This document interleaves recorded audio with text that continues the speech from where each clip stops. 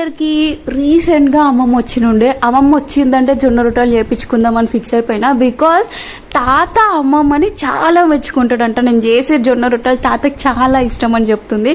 ఎలా చేస్తుంది అంటే నేను ఫస్ట్ టైం చూస్తున్నా అమ్మమ్మ జొన్న రొట్టెలు చేయంగా. బికాజ్ నేను అన్నిసార్లు అమ్మమ్మ దగ్గర జొన్న రొట్టెలు చేపించుకునేంత టైం ఎప్పుడు స్పెండ్ చేయలే. నేను అమ్మమ్మ నాకు కూడా జొన్న రొట్టె ఒకసారి ట్రై చేద్దాం చూస్తాను అంటే నార్మల్గా తినే అలవాటు ఉంది, కాకపోతే నాకు అంత పెద్దగా చేయడం రాదు. బికాజ్ నాకు అది పీట పైన చేయాలా లేదంటే ప్లాట్ఫామ్ పైన అస్సలు రాదు. పీట పైన అంతో ఇంతో ట్రై చేస్తే వస్తుంది. అమ్మమ్మ ప్లాట్ఫామ్ పైన డైరెక్ట్ చేసేస్తుంది.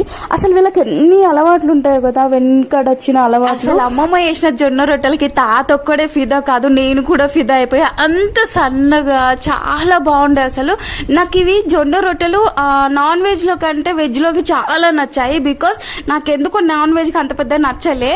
మీకు ఎందులో ఇష్టమో కమెంట్ బాక్స్ లో కమెంట్ చేయండి. అండ్ నాకు తోట